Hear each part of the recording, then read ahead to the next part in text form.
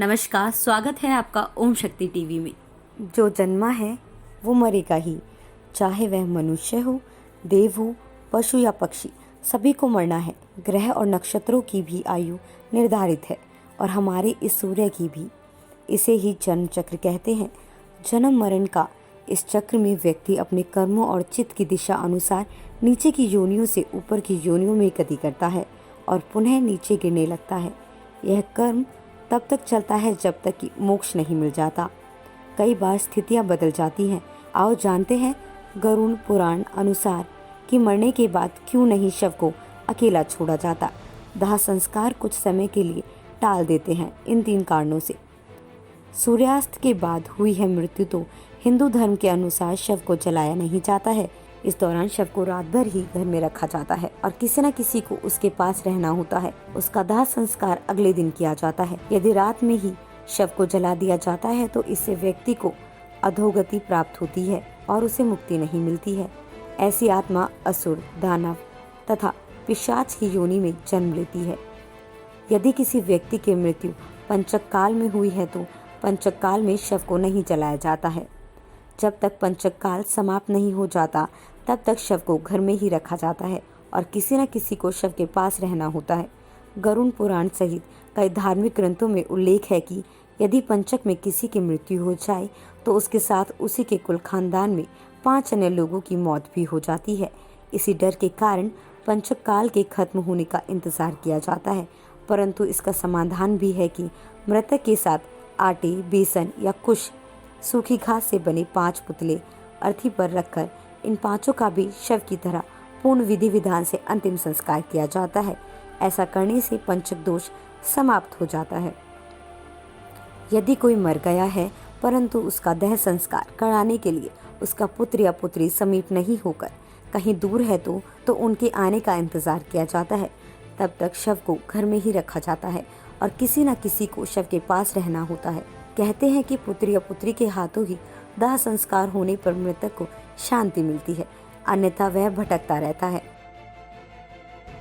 शव को अकेला छोड़ दिया जाए तो उसके आसपास लाल चींटियां या अन्य कई नरभक्षी रेंगने वाला प्राणी या पशु आकर शव को खा सकता है।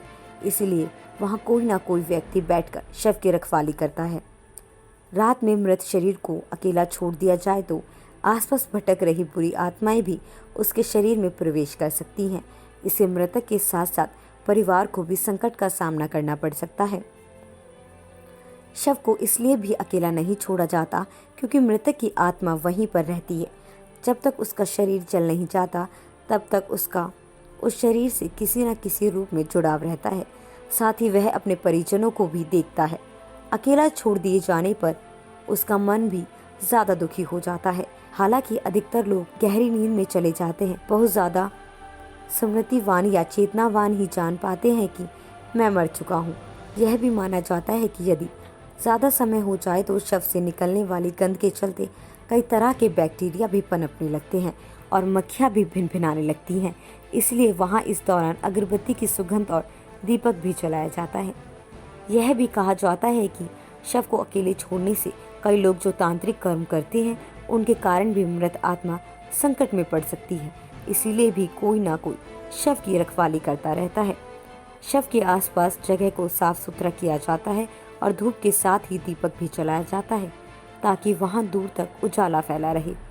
इसका भी यह कारण है कि मृतक कहीं अधोगति में नहीं चला जाए, क्योंकि रात्रि के अंधकार में अधोगति वाले कीट पतंगे, रेंगने वाले जीव जंतु और निशाचर प्राणी ज्यादातर सक्रिय रहते हैं।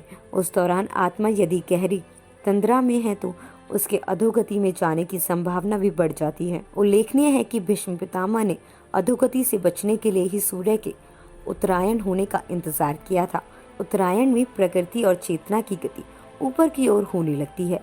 पुराणों के अनुसार व्यक्ति की आत्मा प्रारंभ में अधोगति होकर पेड़ पौधे, कीट पतंगे, पशु पक्षी योनियों में विचरण कर ऊपर उठती जाती है और अंत में वह मनुष्य वर्ग में प्रवेश करती है। मनुष्य अपने प्रयासों से देव या दैत्य वर्ग में स्थान प्राप्त कर सकता है। वहां से पतन होने के बाद वह फिर से मनुष्य वर्ग में गिर जाता है।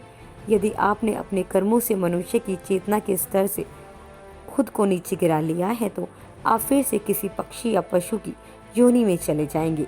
यह क्रम चलता रहता है, अर्थात व्यक्ति नीचे गिरता या कर्मों से ऊपर उठता चला जाता है।